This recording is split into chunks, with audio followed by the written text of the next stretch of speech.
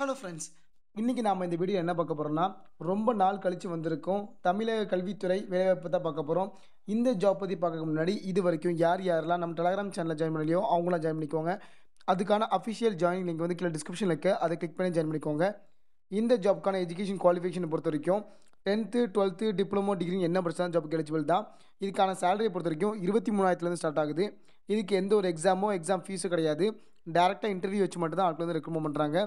இந்த ஜாப்க்கு அப்ளை பண்ணுற கடைசி டேட் என்னைக்குன்னா, மே மாதம் 16ஆம் தேதி ஜாப்க்கு அப்ளை பண்ணுற மாரி இருக்கும். அதுவும் ஆன்லைன் மோட்ல மட்டும் தான் அப்ளை பண்ணுற மாரி இருக்கும். சரி வாங்க, இந்த ஜாப்க்கு எப்படி அப்ளை பண்ணுறது? என்னென்ன போஸ்ட்டுக்கு ஆட்கள் ரெக்கமெண்ட் பண்ணுறாங்க? எல்லாத்தையும் டீட்டெயிலா பார்க்கலாம். இப்போ நம்ம பார்த்துட்டு இருக்க நோட்டிஃபிகேஷன் தான் இந்த ஜாப்க்கான அஃபிஷியல் நோட்டிஃபிகேஷன் ஃபார்ம். இந்த நோட்டிஃபிகேஷன் ஃபார்ம் எங்கேருந்து வந்திருக்குன்னா, மெட்ராஸ் ஸ்கூல் ஆஃப் எக்கனாமிக்ஸ்லேருந்து வந்திருக்குது. இவங்க வந்து இதுலேருந்து வேரியஸ் டைப்க்கு வந்து ஆட்கள் ரெக்கமெண்ட் பண்ணுறாங்க. அது என்னென்னனா, student office coordinator, student office assistant, அடுத்து அட்டெண்டர். இந்த 3 போஸ்ட்டுக்கும் ஆட்கள் வந்து ரெக்கமெண்ட் பண்ணுறாங்க.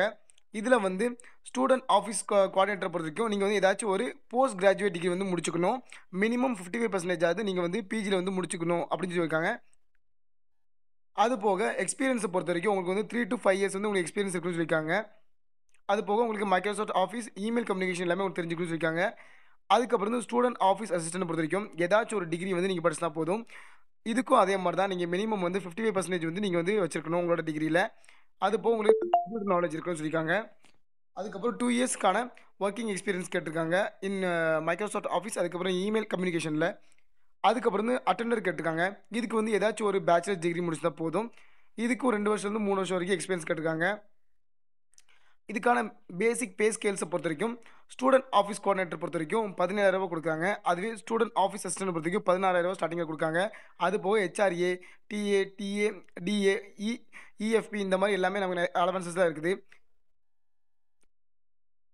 அதுவே அட்டெண்டர் பொறுத்தவரைக்கும் ஸ்டார்ட்டிங்கில் 23,000 வரைக்கும் கொடுக்குறாங்க.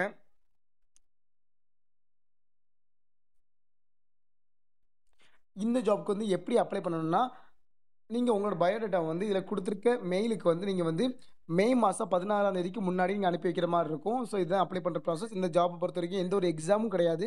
எக்ஸாம் ஃபீஸும் கிடையாது.